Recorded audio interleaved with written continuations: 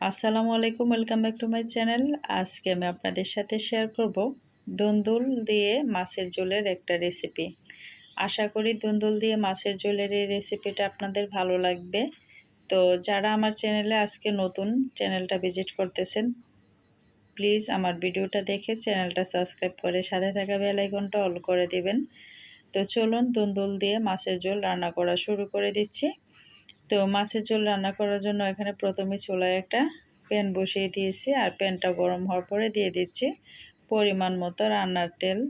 তো তেলের মধ্যে আমি সামান্য পরিমাণ লবণ দিয়ে নিচ্ছি, যাতে করে মাছটা নিচ দিয়ে লেগে না যায়।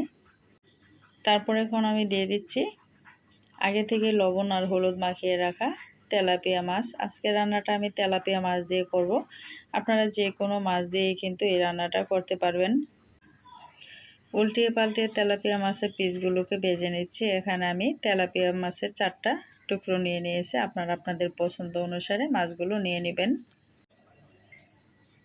মাছগুলো ভেজে নেওয়া হয়ে গিয়েছে, এখন নামিয়ে নিচ্ছি। মাছগুলো নামিয়ে এই তেলের মধ্যে দিয়ে দিব পেঁয়াজ কুচি। তো মাছগুলো নামানো হয়ে গিয়েছে, এখন পেঁয়াজ কুচিটা দিয়ে দিচ্ছি। এখানে আমি একটা মিডিয়াম সাইজের পেঁয়াজ কুচি দিয়ে দিয়েছি। পেঁয়াজটাকে হালকা কিছুক্ষণ ভেজে নিচ্ছি। কিছুক্ষণ ভেজে নেওয়ার পরে দিয়ে দিচ্ছি হাফ চামচ আদা বাটা আর হাফ চামচ রসুন বাটা। আদা রসুনটা দিয়ে 30 সেকেন্ডের মতো ভেজে নিচ্ছি। তারপরে সামান্য পরিমাণ পানি দিয়ে নিয়েছি। এখন একে একে দিয়ে দিব গুঁড়া মশলাগুলো। স্বাদ মতো লবণ দিয়ে দিয়েছি।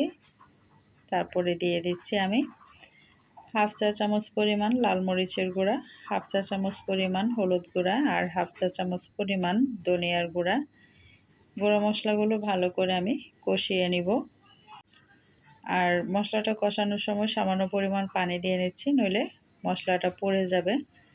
মশলাটা কষানো হয়ে গিয়েছে, এখন আমি দিয়ে দিচ্ছি মিডিয়াম সাইজের 3টা আলু। আর আলুগুলো একটু মোটা করে কেটে নিয়েছি। আলুটা সিদ্ধ হতে সময় লাগে, তো সেজন্য একটু আগে দিয়ে নিচ্ছি। আর 2 মিনিট আমি ঢাকনা দিয়ে কষিয়ে নিচ্ছি। ঢাকনা দিয়ে আমি আলুগুলোকে কষিয়ে নিয়েছি। এ পর্যায়ে এসে আমি দিয়ে দিব হচ্ছে দুন্দুলগুলো। এখানে আমি 500 গ্রামের মতো দুন্দুল দিয়ে দিয়েছি। দুন্দুলগুলোকেও আমি একটু মোটা করে কেটে নিয়েছি। আর দুন্দুলটা কিন্তু সিদ্ধ হওয়ার পরে একদম মিশে যায়। ঢাকনা দিয়ে 5 মিনিটের মতো কষিয়ে নিব, আর মাঝে মধ্যে একটু নেড়ে দিব। দুন্দুল সবজিটা একটু মিষ্টি লাগে, তো সেজন্য আপনারা চাইলে কিন্তু ঝালের পরিমাণটা একটু বাড়িয়ে দিতে পারেন। তো মাঝে মধ্যে একটু নেড়ে দিয়ে আমি দুন্দুল আলুটা একসাথে কষিয়ে নিচ্ছি। তো এইভাবে আমি কিন্তু মাঝে মধ্যে নেড়ে দিচ্ছি আর দুন্দুলটা কষিয়ে নিচ্ছি। তো দুন্দুলটাকে আমি প্রায় 5 মিনিটের মতো কষিয়ে নিয়েছি। দুন্দুল থেকে বেশ অনেকটা পানি উঠেছে। এর চেয়ে বেশি যদি নাড়াচাড়া করে কষাতে চাই, তাহলে দুন্দুলটা একদম ভর্তা হয়ে যাবে। এই পর্যায়ে এসে ভেজে রাখা মাছগুলো দিয়ে দিয়েছি। দিয়ে এখন আমি দিয়ে দিচ্ছি পানি।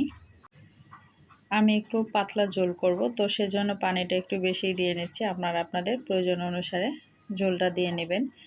দিয়ে ঢাকনা ছাড়া আমি চুলার আঁচটা হাই হিটে রেখে 10 মিনিট রান্না করে নিচ্ছি।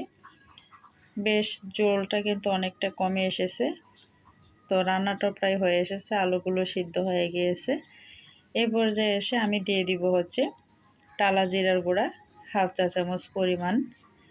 তো জিরার গুঁড়াটা আমি একটু শুকনো প্যানের মধ্যে ভেজে নিয়েছি, তারপরে হামানদিস্তাতে গুঁড়ো করে নিয়েছি।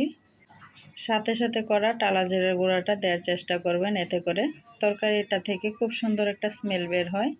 রান্নাটা রেডি হয়ে গেল, নামিয়ে সার্ভ করে নিচ্ছি। তরকারিটা খেতেও দুর্দান্ত হয়েছে, তাছাড়া দেখতেও কিন্তু বেশ লোভনীয় হয়েছে। তো দেখতেই পাচ্ছেন দুন্দুল দিয়ে তেলাপিয়া মাছের ঝোলটা কতটা লোভনীয় হয়েছে।